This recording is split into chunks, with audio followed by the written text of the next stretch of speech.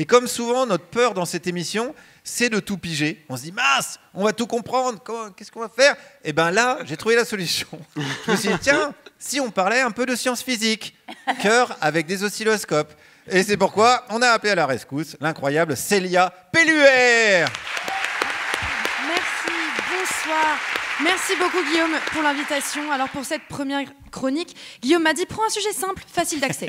Du coup, j'ai choisi humblement de répondre à la question, qu'est-ce que la physique quantique ? Je vais me présenter rapidement avant de commencer le cours. Je m'appelle Célia, je suis docteur en physique quantique et humoriste. Parce que pourquoi pas? Et oui, à la base, je voulais pouvoir parler de science, sauf que je suis une femme.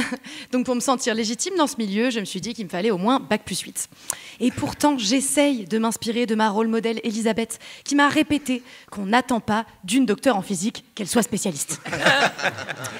J'avais un peu peur qu'il y ait conflit avec la chronique d'Emeric, parce que j'ai vu un post-it sur son bureau avec les listes de ses sujets, et il y avait écrit en gros PQ.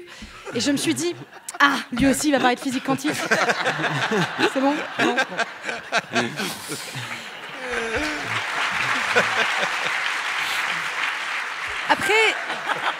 Après, moi j'y peux rien, comme de nombreuses femmes, j'ai le syndrome de l'imposteur. De l'imposteuse, de l'impostoresse.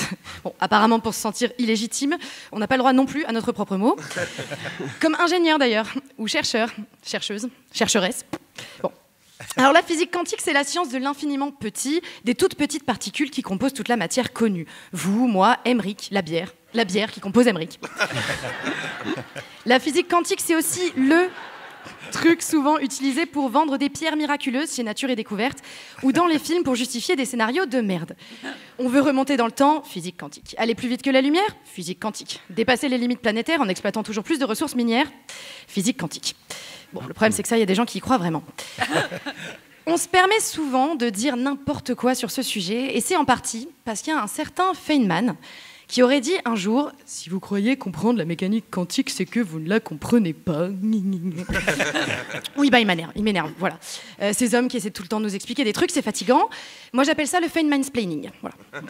C'était un brillant physicien, oui, mais il abusait. Des femmes notamment, mais c'est un autre sujet.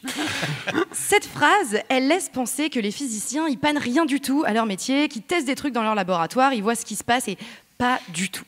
La physique quantique, ce n'est pas comme la politique.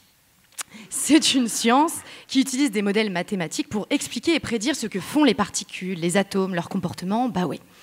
Et en effet, ça fonctionne très très bien. C'est-à-dire que c'est un des seuls modèles en physique où la plupart du temps, on fait le calcul, on fait l'expérience et ça marche. Pas de grand mystère quantique donc, pas de quoi créer des sectes ou donner une mémoire à l'eau. La preuve, la physique quantique a permis en seulement quelques décennies après sa découverte de créer des trucs comme le transistor, un petit composant indispensable à tous nos appareils électroniques. Ou encore le laser, composant indispensable au divertissement de nos chats et à l'épilation définitive de nos chattes. Guillaume m'a dit de vulgariser. C'est ça, c'est bon, on y est. Moi, bon.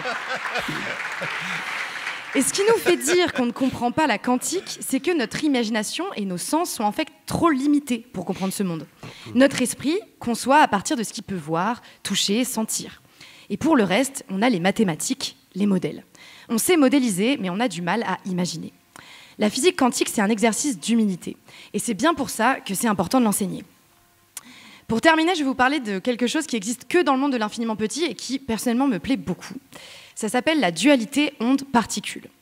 En gros, les particules qui composent la matière, on peut les voir comme des petites billes, des petites quantités d'énergie qui peuvent se déplacer. Mais on peut aussi les imaginer comme des ondes. Vous voyez, un peu comme les vagues à la surface des océans, ou comme les ondes radio qui transportent la douce voix de Guillaume jusqu'aux oreilles de Pascal Praud.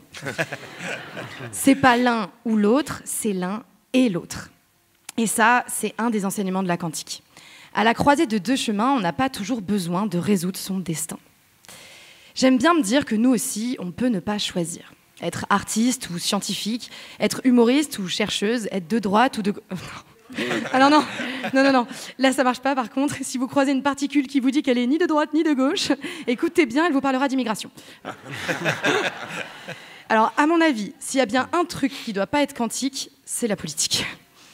Alors qu'on se sert de la physique quantique pour faire de la poésie ou ficeler des scénarios bancals, pourquoi pas ? Mais attention, malgré ce que dit Feynman, la physique quantique n'a rien de mystique, mais tout de passionnant. Merci beaucoup, Célia. Célia Pelluer. qu'on peut retrouver sur les réseaux sociaux, sur LinkedIn, on peut te retrouver, et sur Instagram. Sur Instagram, Célia Blague de Trop. Merci d'avoir été avec nous.